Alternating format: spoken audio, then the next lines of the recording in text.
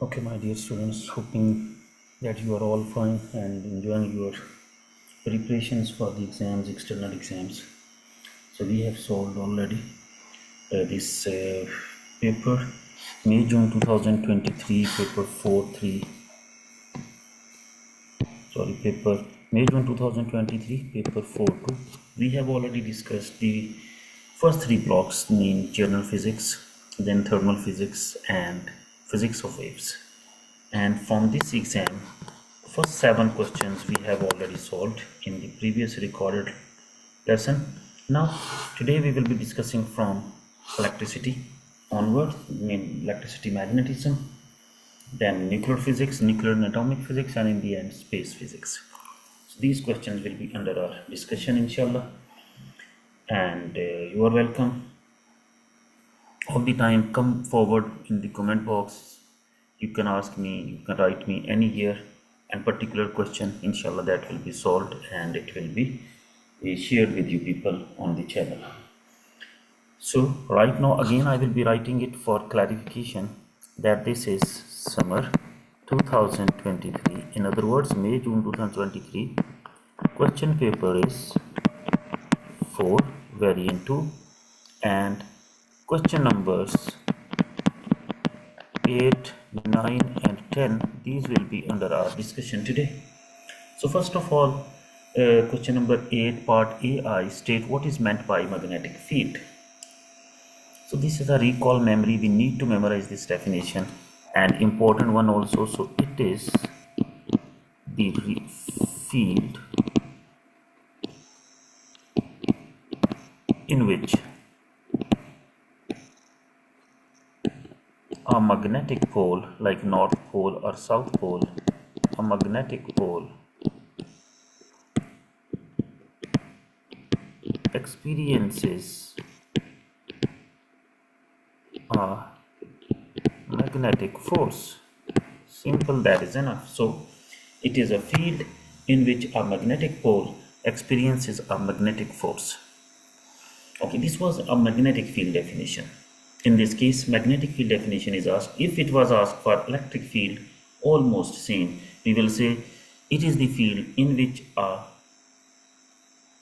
an electric charge experiences an electric force. So magnetic will be replaced by electric and magnetic pole will be replaced by electric charge. If it is asked what is meant by gravitational field, then the same answer, it is a field, it is a region, it is a space in which a mass experiences a gravitational force. So same pattern, just minor changes are there, and you must know, if you are remembering one definition and you have a proper concept, easily you can answer this. Now define the direction of a magnetic field. So it is simply the direction of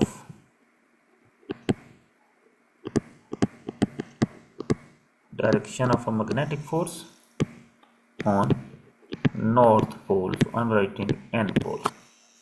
So it is the direction of the magnetic force on North Pole. Magnetic lines of force which are leading towards the magnetic field, magnetic force, they are always pointing from north towards the South Pole. Now figure 8.1 shows a negatively charged metal sphere. This is a sphere which is charged negatively. On figure 8.1, draw 4 lines to show the electric field and its direction. 2 marks, electric field and its direction. So 4 lines, one here, you can say one here, one here and one here. Now only drawing these lines will not be enough. Electric field caused by an electric force, and force is a vector quantity, it must have direction. Just like magnetic lines of force are pointing from North Pole to the South Pole, similarly electric lines of force or electric field lines, they are pointing from positive towards the negative charge. So the sphere is negative charge, so towards negative charge, it means the arrows are needed and they must be inward towards the negatively charged sphere. In exam, Sometime you will find the question like a dot will be given and it will be mentioned it is a positively charged object. So draw the lines of force. If it is positively charged object, then the lines of force 1, 2, 3, 4. But as it is positive now, so the lines of force will be outward drawn. So this concept is very common in exams. So you should be very clear about this. It is simply, you can say, a recall memory. Then next, my dear friends, now see figure 8.2 shows a circuit. This circuit consists of a voltmeter which is right now connected across the battery, which is the combination of three cells. Three resistors R1, R2 and R3, and also there is a diode. And remember, for a diode it works only in one direction. It lets the current to flow only in one direction. See, the left side in this diagram of the diode is positive, right side is negative.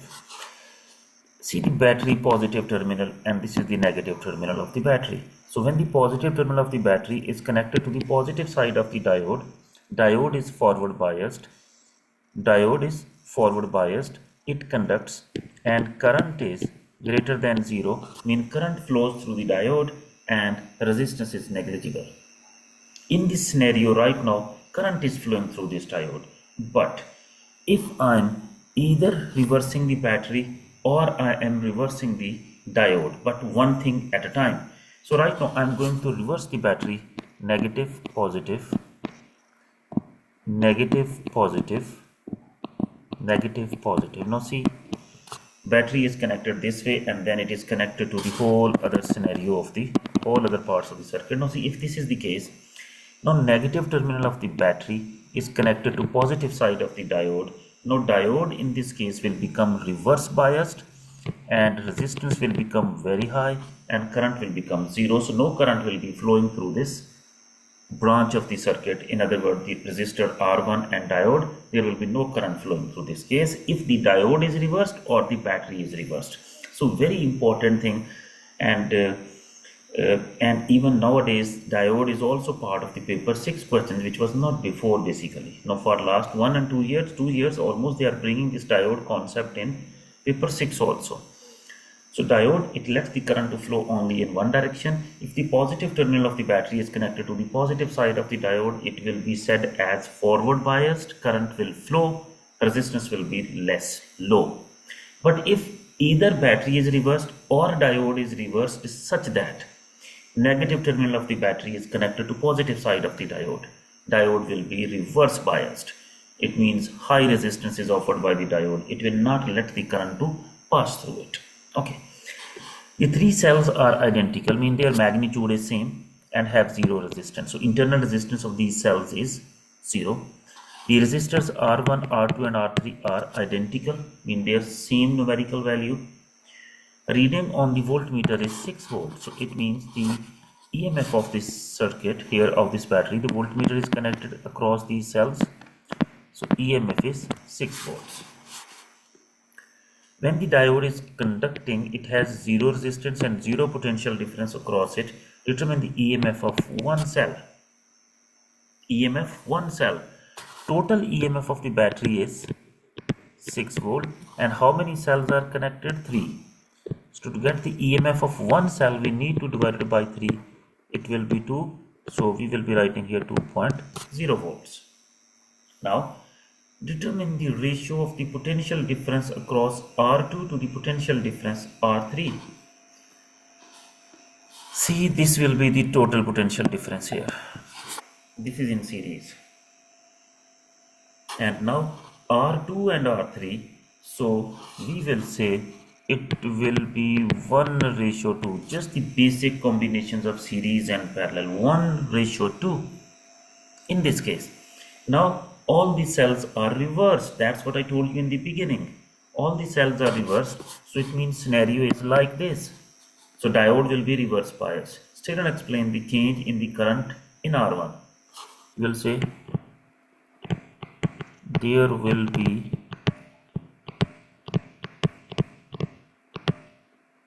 no current in R1 because the diode is reverse biased. The diode is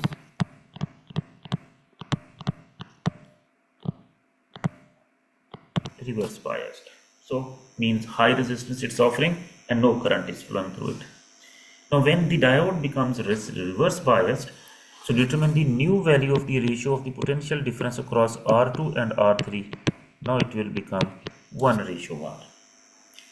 So in this way, why 1:1? Because now this is not working, so it means only R2 and R3 are there, so it will become simply a series circuit. So the ratio of the potential difference will become equal, same. Why same? By the way, even in series they are not same. Here why same? Because the resistors are identical. So numerical value of each resistor is, resistance of each resistor is same. So that's why 1:1. Anything you did not understand, so no worries, you can just write in the comments and I will be explaining it again. Now our next question is, by the way, on nuclear and atomic physics, and table 9, question number 9, table 9.1 shows some properties and values for alpha particles, beta particles and gamma radiations. So complete the table 9.1, type of radiation alpha, beta and gamma. So number of protons are 2, number of neutrons. Alpha particle is basically a helium nucleus. So number of protons 2. If we need to get number of neutron, then 4 minus 2, that is equal to 2. So here also it will be 2. Then beta particle, this is an electron which is emitted from the nucleus. So number of protons, of course 0 in a beta particle. Then charge on beta particle, it is an electron, so we can say minus 1.6 times 10 raised to power minus 19. Minus 19.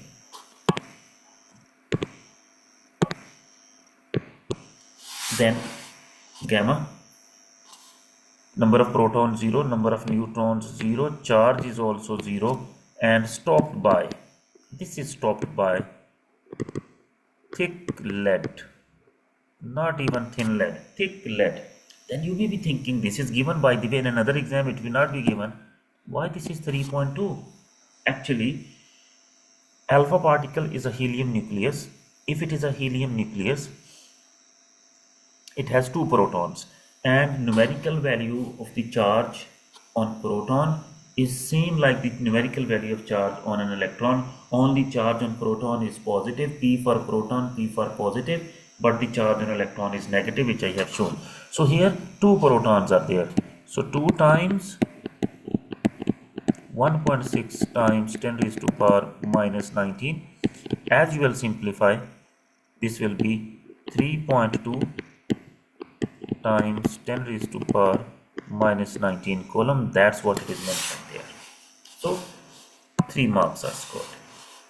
State how beta changes, beta decay, when beta is decayed from any parent element. So how beta decay changes the nucleus of an atom. Beta decay. 2 equations I will write before writing the answer here. See, one very common equation for this purpose is 6C14, which is the unstable nuclei of carbon. When it decays by beta, it is changes to nitrogen and 1 beta particle. So beta particle minus 1, 0. Nitrogen, it will be 7 and 14. Now here in this equation, charge is conserved. Charge before the decay is 6. And charge after the decay 7 minus 1 is also 6. Nuclear number or mass number, before the decay 14, after the decay 14 plus 0 is also 14. This is one equation I have mentioned for beta decay. But how beta is decaying? Basically, there is a neutron which is decayed into 1 proton and 1 electron. Now charge on proton plus 1, charge on electron minus 1. Mass for proton plus 1 and mass of electron is negligible as compared to electron. Unit mass, let me say. So now see here, even in this equation, charge is conserved. Before the decay, charge is 0. And after decay, plus 1 minus 1, answer will be again 0. And nuclear number, our mass number is 1, and before decay and after the decay 1 plus 0, it is also equal to 1. So what is happening when a beta particle is decaying? Actually the neutron decreases in the atom, nucleus of an atom, because neutron breaks actually into one electron, beta particle, and one proton. So state how beta decay changes the nucleus of an atom. So answer will be it increases one proton and decreases one neutron where in the nucleus. And evidence I have provided you up there. So one neutron breaks into one proton and an electron. So electron is beta. So this electron is basically beta, which is decayed from the nucleus. As a result, which is decayed from the nucleus as a result of one neutron. When one neutron is decaying, so beta is produced and one proton is produced. So proton is increased and beta particle is decreased because proton is increased and neutron is decreased because one neutron breaks into one proton and beta particle. Next question, very tricky and 4 marks. Yes, no problem, but very common way we can follow. A radiation detector used in a laboratory detects background count rate of 30 counts per minute. If the background are given, it means they are not because of any particular radioactive source. They are because of the some natural or artificial sources in the room or in the laboratory other than this particular source. So background is given. A radioactive source is placed in front of the radiation detector. The initial reading on the detector is 550 counts per minute.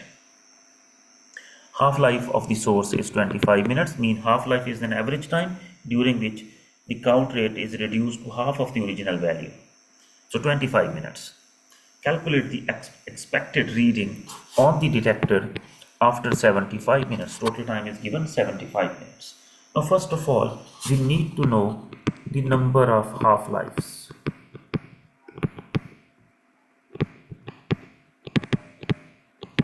Number of half-lives. How to get it? The total time in this scenario right now, total time given over the time of one half-life.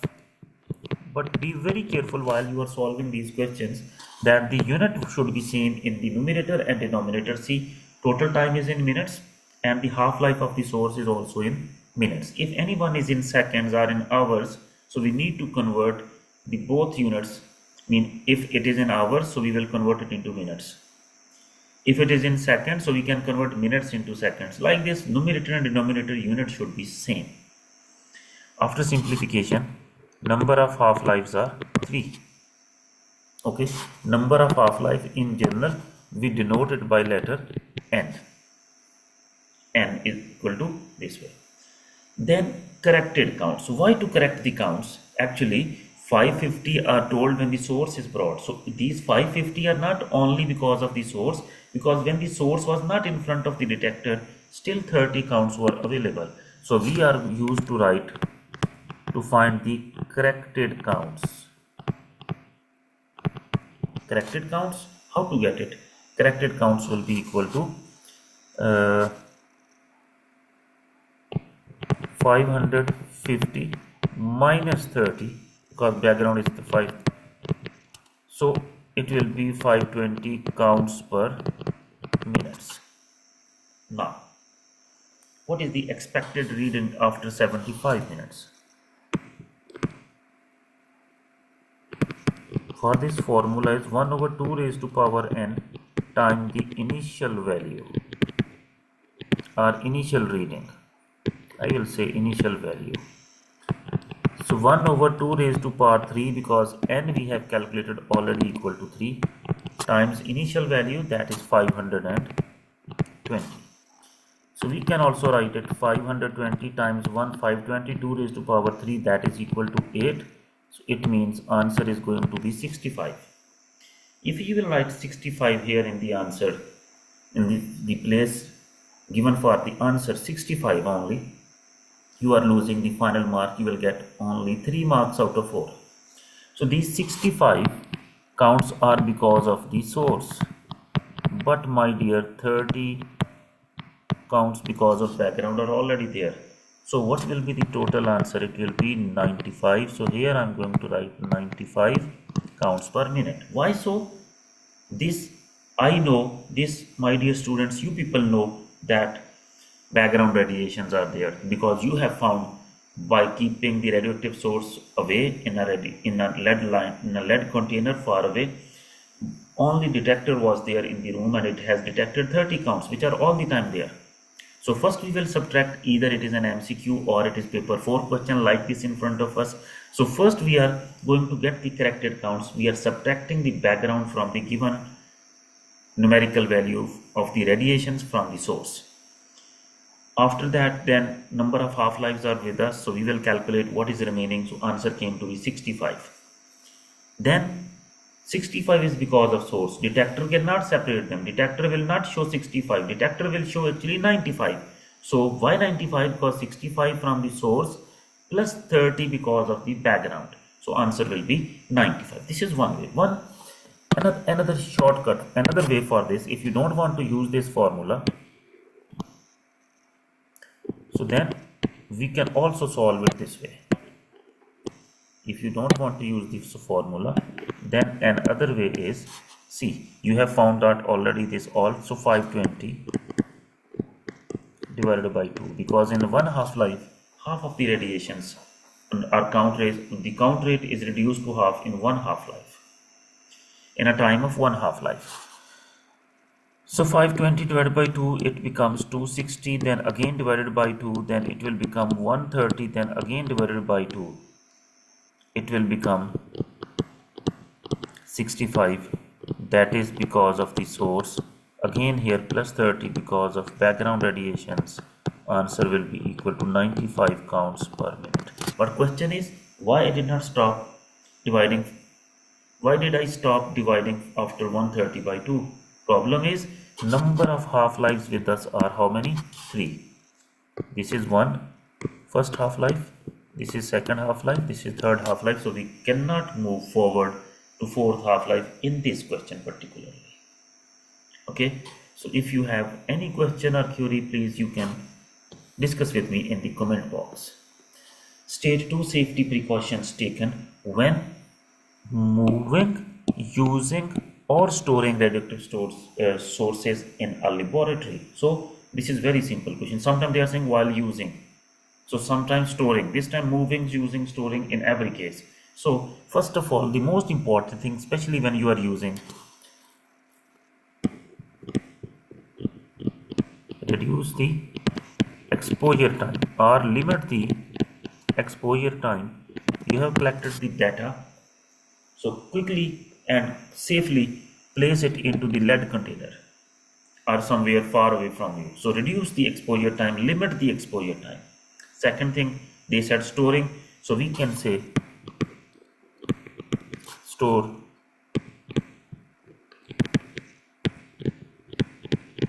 radioactive sources in lead boxes. Exposure. So like this, even more you can write here. You can write here also, wear gloves or use long handled tools to pick them up. I have just written shortcut, use long handled tools, wear gloves, or keep as much distance as possible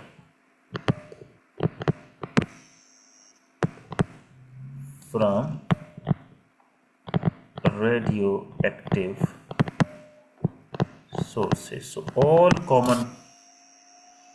the common possibilities I have written here, but you need only two. Any two of these you can write in your exam for 2 marks.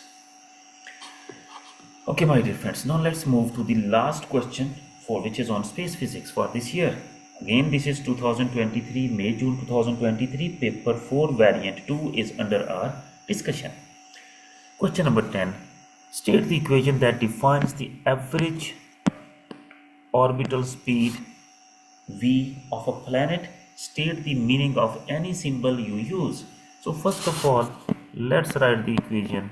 V is equal to 2 pi r, basically that is the circumference, equal to distance, basically circumference equal to distance once around the orbited body like sun. Planet will be the orbiting object, sun will be the orbited object. Orbiting is the planet and orbited is the sun. Now r is equal to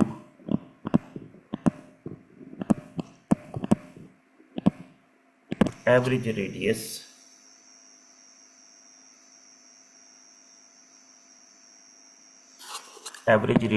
of the orbit, or average orbital radius you can write, no problem, and t, that is orbital period. T is orbital period. Okay, so 2 marks are done. Suggest why countries that are significant distance from equator experience significant temperature variation throughout the year. At equator, so not a big change of temperature, we can say big difference in temperature for the whole year. But the countries which are away from the equator, they are having significant variations in throughout the year. Significant variations in what? In temperature. Why so? 1 mark, and answer is very simple. You can say for this purpose that the rays of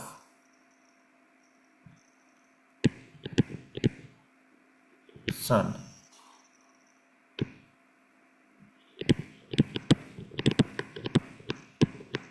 strikes the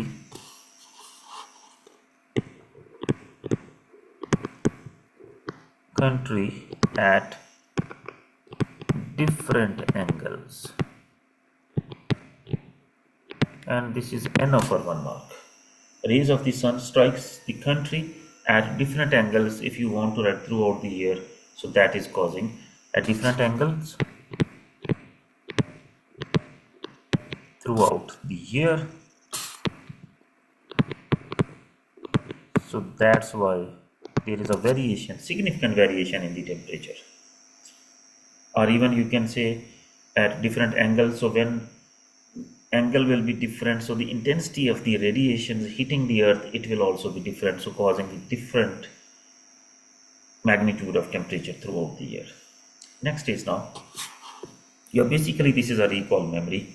Fill in the gaps in the paragraph about the star much more massive than the sun. 2 categories we can divide: a red giant and red supergiant. So he is seeing a star much more massive than the sun. It means this is red supergiant. The stage that follows the stable star in the life cycle of the star is the, as I was saying you, red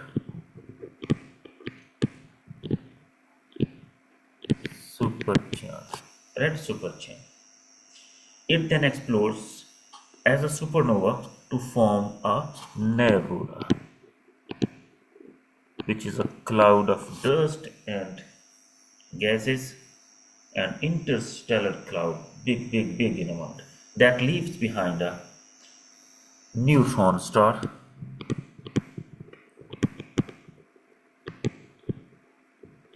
or a black hole.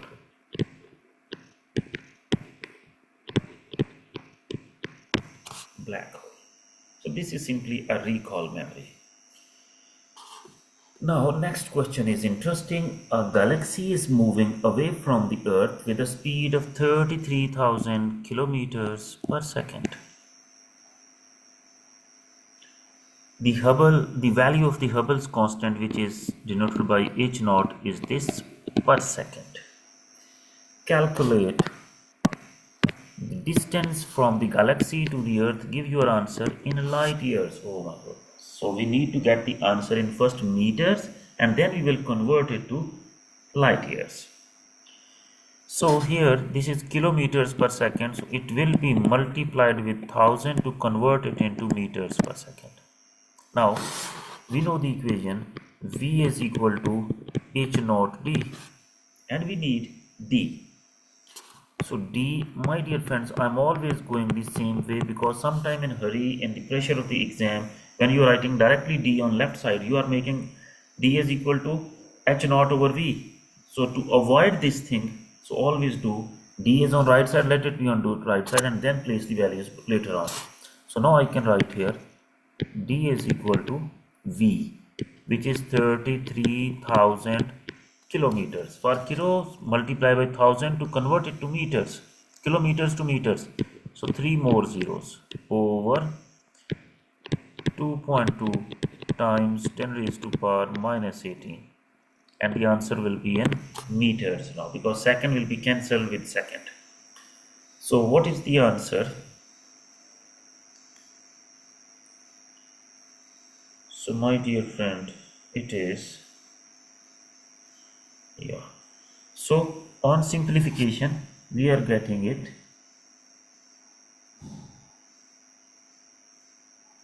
equal to, we will do step by step. So first it comes to be 1.5 times 10 raised to power 25 in meters. They don't want the answer in meters, they want the answer in light years. Now I remember it, but for you people, you need to memorize it. So distance in light years, it will be 1.5 times 10 raised to power 25 over 9.5 times 10 raised to power 15. Now the unit will be no more meters, it will be light year. Wait a minute. Now what is the answer for this one?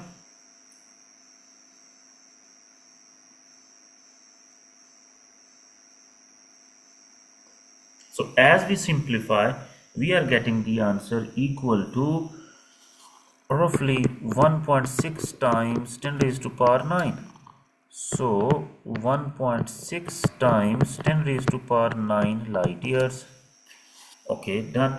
But if you don't remember what is the magnitude of light year, no problem. Basically this definition you should be very clear, and don't confuse while during the exam that light years, year is times, maybe this is the unit of time. No, not at all. This is the unit of distance, and it is used for heavenly body. The distances between the galaxies, distances between the stars, so which is enormous, huge in number.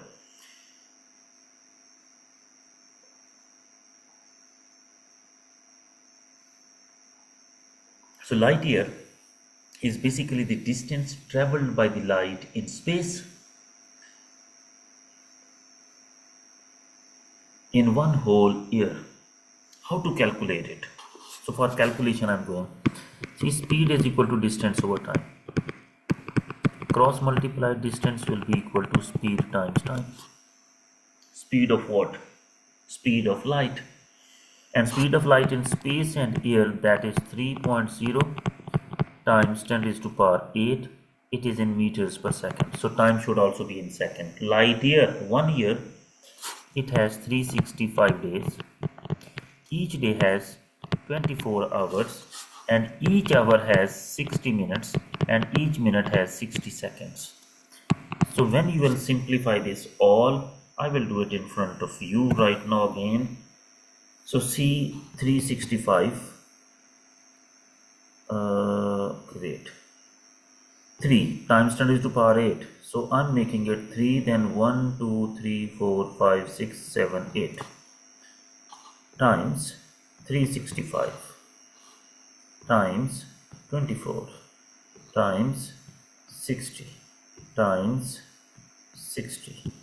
See, it is 9460800, then 000000000. If we count See, it is 3 plus 3 6 plus 3 9 plus 3 12 plus 3 15. So basically we can write 9.46 times 10 raised to power 15 meters equal to 1 light year. 9.46 times 10 raised to power 15 meter, and we can round it off 9.5 times 10 raised to power 15 meters. That's what I have used over here.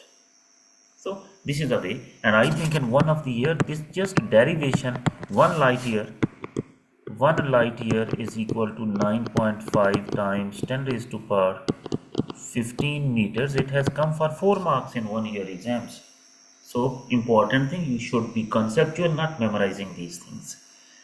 Okay, my dear friends, all of you stay blessed and wish you best of luck for your exams. In case of any question from this paper, all the recordings from question 1 till 7 were there. Now I will put these 3 recordings. Any year exam, either paper 2, paper 4, paper 6 for IGCSE physics, just the question discuss in the comment box with me. Inshallah I will be solving. Take care and bye.